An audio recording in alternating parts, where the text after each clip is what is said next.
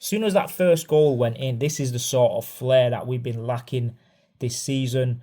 I mean, like Paul Merson said, Arsenal are too good a team to be playing with the handbrake on. But I tell you something, today Mikel Arteta got those pliers out and cut the cables off the handbrake because that handbrake was released today. And when it gets released, this is the sort of game and football we're capable of playing. At the start of the game, yeah, it wasn't the greatest. It was 0-0 and it was a bit frustrating. It's sideways. He's made a couple of changes. Saka pulls out in the warm-up and you're thinking it's away to Leeds. They've not lost a game in like 11 games. Excuse me, that's home and away.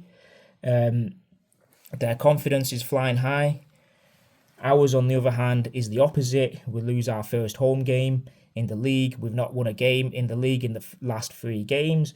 So you're thinking, this could be a massive banana skin. But as soon as Zubimendi scored that first goal, I want to say, what a cross from Madueke there. He had a good game for those 60 minutes that he was playing. He made the first goal with the assist, the second one. I was saying it should have been his goal because it was on target, that cross corner kick that he took. It was like a banana shot almost. It was on target and then the keeper punches it into his own net. But he made the goal either way. It's 2-0, half-time. Gyökeres played well. Obviously missed a one-on-one, which he should be scoring in the second half early on. That would have settled the nerves. But he got his striker's finish goal and he's scored in the Champions League. He's scoring in a few games now and he's our leading goal scorer outright with 11 goals. Martinelli, when he came on with his pace, Leeds obviously going for that first goal. Martinelli's pace, they couldn't deal with it. He saw the space, he got onto the end of it, cut it back, left foot cross, Gyökeres finishes it. I think Arteta deserves a bit of credit today. He got it spot on because he could have easily gone into this game with the confidence low. Saka pulls out of the game, 10 minutes before kick-off. And, he was positive. He played to win the game and we didn't waste a single second. What I also want to say as well, David Raya, mate, even though we're winning 3-0, you'd think, he's just going to calm it down a bit, hold on to the ball for about 6-7 seconds. Soon as he gets the ball, he's looking to see who's available. Not 2 seconds goes by and he's finding somebody. And this is why we scored the 4th goal, because we're going for that 4th goal. We're not resting on our laurels, and we thought, we're good enough to go and get 4 or 5 goals, and that's exactly what happened tonight. Gabriel Jesus, what a finish. He could have scored 1 or 2 before he actually did score, but the turn, the control, and then the dummy, and then the finish in the corner. Fair play, mate. Fair play. Martinelli with the assist.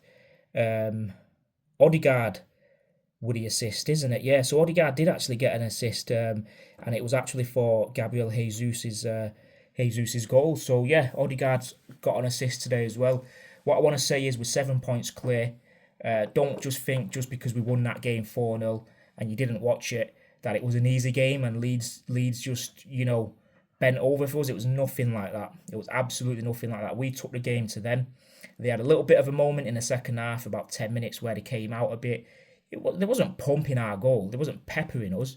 It was just retaining the ball, recycling it sideways, out to the wing, trying to put a cross in when they can, get a half shot away. That's all it was. And as soon as Martinelli came on, the game changed. He got the assist as well. And I think his confidence is quite high at the minute. Noni Madueke, I think he went off in the 60th minute because I believe he's got one eye. I mean, Arteta's got one eye on the Chelsea game. And if that is the case, then Saka could be injured for Tuesday as well. I don't know what he's done in that warm-up, but if he's injured for like a week or two, mate, these players need to really cut it out. I know it's unlucky, but getting injured in warm-ups and training and stuff, it's just self-inflicted and it's got to stop. But Madueke, mate, he came on, he turned up and he's got his first assist in the league. And now it's pressure on the other teams. It's pressure on Man City, who play Tottenham, and pressure on Villa, who play, I couldn't tell you who they play. In fact, let's check. Brentford at home. So they'll probably win that. And the worst thing that can happen, it can go back to 4 points from 7. But having said that, that's one less game to play. That's another game ticked off, and we've got 14 finals left, because that's what they are. Those 14 Premier League games that are remaining are cup finals, starting with Sunderland next week, but we'll have a preview out for that anyway.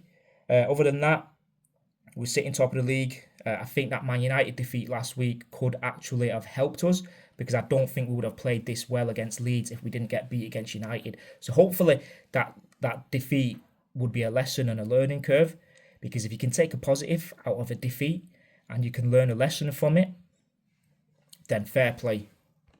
I think you've got to be mature enough to find positives out of these defeats. And the only positive I can say about the Man United defeat is the fact that, listen, we're too good, like Paul Merson said, to be playing with a handbrake on. Let's just drop our shoulders a little bit, take a bit of weight off, and go out and play football. Football that we've been playing for the last few seasons. If we do that for the next 14 games, we win the league, we win the Carabao Cup, and so on and so forth. So look, it's top of the league. Everyone can remain silent for a bit, at least for another week. Got a massive game against Chelsea and a massive game against Sunderland next Saturday. We win those two, and all of a sudden the picture's a lot clearer. The blurry vision, the fog, the thick fog suddenly disappears, and a bit of sun starts to shine in front of us. So let's keep it up, and everyone who's travelled up to Leeds, safe journey back, and we'll catch us on the next game in the Carabao Cup, and hopefully by the end of the game we'll be able to say we're going to Wembley